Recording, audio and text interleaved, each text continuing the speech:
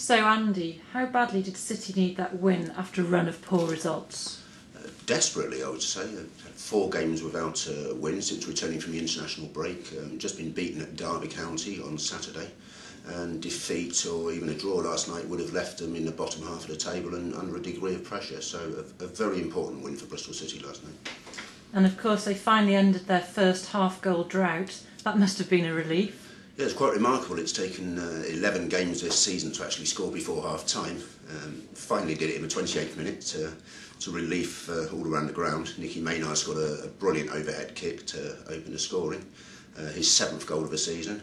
And Blackpool ended the half quite strongly, but City held out and then played really well beginning of the second half. And Nicky Maynard turned provider, making a great second goal for substitute Danny Haynes, his first for the club since joining from Ipswich. And then it was all hands to the pump to hold out, and City finished quite comfortable winners 2-0. And the match was notable for the return of former Bristol Rovers manager Ian Holloway. What reception did he get? Always lively when Ollie's back in town. Bit of a pantomime figure really in some ways, but the crowd play up to it and Ian enjoys it. The usual mix of boos and catcalls and also some applause. I think underneath all the fun and games there is actually quite a bit of respect on the red half of Bristol for Ian Holloway.